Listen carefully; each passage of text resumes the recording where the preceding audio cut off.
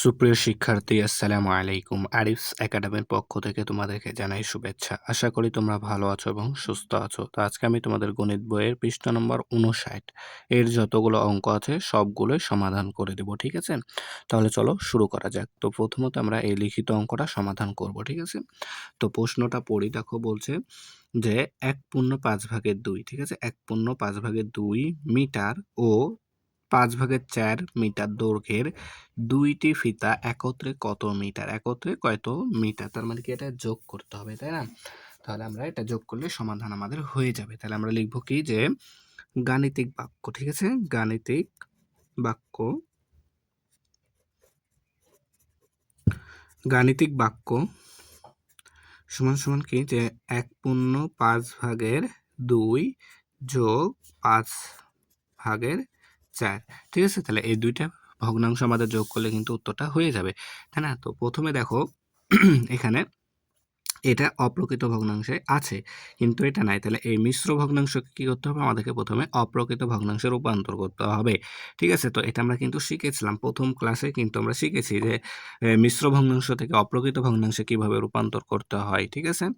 তাহলে দেখো এখন, তাহলে প্রথমে আমরা কি করব? এটাকে যদি আমরা অপ্রকৃত ভগ্নাংশে রূপান্তর করি, তাহলে দেখো হর 5 আছে, 5ই থেকে যাবে, ঠিক আছে? তা এখন লবটা বের করতে হবে। তো লবটা বের করব কি করে? এই 5কে প্রথমে এই পূর্ণ সংখ্যা দ্বারা গুণ করব, ঠিক আছে? তাহলে 5 একে 5, 5 একে 5, আর এই লব ও গুণফলের সাথে যোগ করে দেব, ঠিক আছে?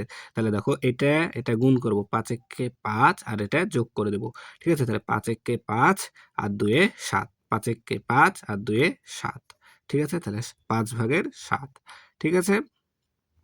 যোগ দেখো 5/4, ঠিক আছে? তাহলে এখন আমাদের হয়ে যাবে। তাহলে দেখো এখানে হর 5, এখানেও হর 5, ঠিক আছে? তাহলে দুইটাই কি হর 5, অর্থাৎ সমহর বিশিষ্ট ভগ্নাংশ। তাহলে তো খুব সহজে এখন আমরা অঙ্কটা সমাধান করে ফেলতে পারবো। তাহলে যে দুইটারই হর সমান 5, তাই একটা হর নিয়ে নিব, ঠিক আছে? 5, আর দেখো এখানে উপরে আছে 7 যোগ 4, ঠিক আছে? তাহলে 5 হর থেকে যাবে, আর এই দুইটা যদি যোগ করি 7 যোগ 4, 7 আর 4 11, ঠিক আছে? তাহলে এটাই হচ্ছে অ্যান্সার। তাহলে কত মিটার বলেছিল, তাই না? তাহলে এটা আমরা মিটার লিখে দিব। তাহলে 5/11 মিটার, এটাই হচ্ছে অ্যান্সার, ঠিক আছে? তাহলে আশা করি তোমরা এটা বুঝতে পেরেছো। দেখো 1 নম্বরটা হিসাব করি, ঠিক আছে? হিসাব করি। তো এগুলো আমাদেরকে এখানে যোগ বিয়োগ দুইটাই আছে, দুইটাই আমাদেরকে কি সমাধান করতে হবে, ঠিক আছে? তাহলে প্রথমে 1 নম্বরটা দেখো 1/5/2, ঠিক আছে? 1/5/2 যোগ 5/1, ঠিক আছে? তাহলে এটা যোগ করব কি করে? প্রথমে এটাকে আমাদেরকে অপ্রকৃত ভগ্নাংশে রূপান্তর করতে হবে, তাই না? তাহলে কি করে? হর 5 আছে, 5 থেকে যাবে, এইটা আর এটা গুণ হবে, তাহলে 5 একে 5 আর এটা যোগ হবে, তাহলে 5 একে 5 আর 2 এ 7 যোগ 5/1, ঠিক আছে? তাহলে এখানে দেখো দুইটা ভগ্নাংশের কি হর সমান 5, তাই একটা হর নিয়ে নিলাম, ঠিক আছে? আর উপরে এটার লব আছে 7, যোগ চিহ্ন আছে, যোগ দিলাম, এটার লব আছে 1, ঠিক আছে? তাহলে এখন দেখো 5ই থেকে যাবে হর, তাহলে 7 যোগ 1 মানে 8, ঠিক আছে? সেম ভাবে এখন 2 নাম্বারটা করি, দেখো তাহলে প্রথমে এটাকে কি করতে হবে? আমাদেরকে অপ্রকৃত ভগ্নাংশে রূপান্তর করতে হবে, প্রথম ভগ্নাংশটা, তাই না? তাহলে দেখো, তাহলে হর 3, 3ই থেকে যাবে, ঠিক আছে? আচ্ছা, তারপর লব বের করব কি করে? এই সংখ্যা আর এই সংখ্যা গুণ করব, তাহলে 3 একে 3 আর এটা যোগ করে দেব, তাই না? তাহলে 3 একে 3 আর 2 এ 5, ঠিক আছে? তাহলে 3/5, আর এটা যা আছে তাই থেকে যাবে। তাহলে এখন দেখো এই দুইটা ভগ্নাংশেরই কি হর সমান, তাই এখানে কি করব? আমরা একটা হর নেব, তাই না? তাহলে এটার লব আছে 5, তাই 5 লিখলাম, যোগ চিহ্ন আছে তাই যোগ দিলাম, আর এটার লব আছে 2, তাই এখানে 2 লিখলাম, ঠিক আছে? তাহলে দেখো হর 3 থেকে যাবে, 5 আর 2 যোগ করলে হবে 7, ঠিক আছে? তাহলে এটা হয়ে গেল। সেম 3 নাম্বারটাও, তাহলে এটাকে প্রথম ভগ্নাংশটাকে আমাদেরকে অপ্রকৃত ভগ্নাংশে রূপান্তর করতে হবে। তাহলে হর যা আছে তাই থেকে যাবে, লবটা বের করব কি করে? এটা আর এটা গুণ করব, আচ্ছা তাহলে 6 কে 6 আর এটা যোগ করে দেব, তাহলে 6 কে 6 আর 4 এ 10, ঠিক আছে? যোগ দেখো 6/3, ঠিক আছে? থেকে যাবে। তাহলে দেখো দুইটারই ভগ্নাংশের হর কি সমান, তাই একটা হর নিব আমরা, তাহলে 6 নিলাম, এটা দেখো লব আছে 10, তাই এখানে 10 লিখলাম, এখানে যোগ চিহ্ন আছে তাই যোগ চিহ্ন দিলাম, এটার লব আছে 3, তাই এখানে 3 দিলাম, তাহলে এই হর ঠিক থেকে যাবে। তাহলে দেখো 10 আর 3 যোগ করলে হবে 13, ঠিক আছে? তাহলে এবার দেখো ৪ নাম্বারটা, ঠিক আছে? তো ৪ নাম্বার দেখো প্রথম ভগ্নাংশ ঠিক আছে, কিন্তু দ্বিতীয় ভগ্নাংশটা মিশ্র আছে। তাহলে দ্বিতীয় ভগ্নাংশটাকে আমরা কি করব? অপ্রকৃত ভগ্নাংশে রূপান্তর করতে হবে, ঠিক আছে? তাহলে প্রথম ভগ্নাংশ যেটা আছে সেটাই থুয়ে দিব, ঠিক আছে? যোগ চিহ্ন যোগ দিয়ে দিলাম। তাহলে এটাকে অপ্রকৃত ভগ্নাংশে রূপান্তর করব। তাহলে হর আছে ৯, ৯ থেকে যাবে, ঠিক আছে? আর লবটা বের করব কি করে? লব বের করব কি করে? দেখো ৯ এর সাথে ১ গুণ করব। ৯ এর সাথে ১ গুণ করলে ৯ কে ৯। আচ্ছা, তারপরে এটা যোগ করে দেব। তাহলে ৯ কে ৯ আর ৭ যোগ করলে হবে ৯, ১০, ১৬, ঠিক আছে? ১৬, ঠিক আছে? তাহলে এখন দেখো দুইটারই হর কি? সমান। তাহলে ৯, ৯ দুইটারই হর কি? সমান। তাহলে একটা হর আমরা ৯ নিয়ে নিব, ঠিক আছে? তাহলে এখন এটার লব আছে ২, ২ লিখলাম, যোগ চিহ্ন আছে তাই যোগ দিলাম, আর এটার লব আছে ১৬, তাই এখানে আমরা ১৬ লিখলাম, ঠিক আছে? এখন যদি করি সমাধানটা দেখো, তাহলে লব আছে হর আছে ৯, ৯ থেকে গেল, আর ১৬ আর ২ যোগ করলে হয় ১৮, ঠিক আছে? তাহলে ১৮ হয়। আচ্ছা, যদি এখন আমরা এটাকে কাটাকাটি করি তাহলে দেখো ৯ দুগুণ ১৮, তাহলে আমরা এটা ২ লিখতে পারি, ঠিক আছে? তাহলে উত্তর ২, ঠিক আছে? এরপর দেখো ৫ নাম্বারটা। তাহলে দেখো প্রথম ভগ্নাংশটাকে মিশ্র ভগ্নাংশ করা আছে, তাহলে আমরা কি করব? অপ্রকৃত ভগ্নাংশে রূপান্তর করব প্রথমে, তাই না?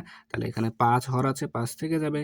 তারপরে লব বের করব কি করে? তাহলে এটা আর এটা গুণ করব। তাহলে ৫ একে ৫ যোগ ৩, তাই না? ৫ একে ৫ আর যোগ ৩, তাহলে ৫ আর ৩ এ ৮, ঠিক আছে? বিয়োগ, এটা আবার বিয়োগ আছে, ঠিক আছে? আমরা এতক্ষণ যোগ করলাম, এখন কি? বিয়োগ, তাই না? তাহলে এটা ৫/২ থেকে যাবে। তাহলে দেখো দুইটারই হর সমান, তাহলে একটা হর ৫ নিয়ে নিলাম, ঠিক আছে? তাহলে প্রথম ভগ্নাংশের লব আছে ৮, চিহ্ন আছে আমাদের বিয়োগ ৫, আর দ্বিতীয় ভগ্নাংশের লব আছে ২, ঠিক আছে? তাহলে দেখো হর ৫ থেকে যাবে, ৮ থেকে ২ বাদ দিলে হয় ৬, ঠিক আছে? তাহলে ৫/৬, এটাই হচ্ছে অ্যান্সার, ঠিক আছে? এখন ৬ নাম্বারটা দেখো। তাহলে প্রথম ভগ্নাংশ মিশ্র ভগ্নাংশ আছে, তাহলে এটাকে অপ্রকৃত ভগ্নাংশে রূপান্তর করব, তাই না? তাহলে হর যা আছে তাই থেকে যাবে ৩, তাই না? তাহলে এখন লব বের করবো কি করে? এটার সাথে এটা গুণ করব, তাহলে ৩ একে ৩ আর এটা যোগ করে দেবো। ৩ একে ৩ আর একে ৪, ৩ একে ৩ যোগ ১, তার মানে ৩ আর একে ৪। বিয়োগ, দেখো ৩/২ আছে, থেকে যাবে ৩/২, তাই না? তাহলে এখন দেখো দুইটারই ভগ্নাংশের হর সমান, তাহলে হর একটা নিয়ে নিলাম, তাই না? তাহলে এখন দেখো এটার লব আছে ৪, বিয়োগ চিহ্ন আছে তাই বিয়োগ দিলাম, আর এটার লব আছে ২, তাই এখানে ২ লিখে দিলাম, ঠিক আছে? তাহলে এখন দেখো হর ৩, ৩ থেকে গেল, তাই না? তাহলে ৪ থেকে যদি আমরা ২ বাদ দিই তাহলে হবে ২, এটা হচ্ছে অ্যান্সার। এখন দেখো ৭ নাম্বারটা, ঠিক আছে? ৭ নাম্বারটাও প্রথম ভগ্নাংশ মিশ্র ভগ্নাংশ আছে, আমাদেরকে কি করতে হবে? এটাকে অপ্রকৃত ভগ্নাংশে রূপান্তর করতে হবে, তাই না? তাহলে দেখো যদি আমরা এটা করি তাহলে হর ৭ আছে, হর ৭ থেকে যাবে, তাই না? তাহলে এখন লব বের করব কি করে? তাহলে এটার সাথে এটা গুণ করব, তাই না? তাহলে এখানে আছে ৭ এর সাথে ১ গুণ করতে হবে, ৭ একে ৭ আর এটা যোগ করে দিতে হবে, তাই না? তাহলে ৭ একে ৭ যোগ ৩, তাহলে ৭ আর ৩ এ ১০, ঠিক আছে? ৭ আর ৩ এ ১০। তারপরে বিয়োগ আছে, বিয়োগ দিয়ে নিলাম। তারপরে ৭/৪, ঠিক আছে? এখন দেখো দুইটারই হর সমান, তাহলে একটা হর নিয়ে নেবো ৭, তাই না?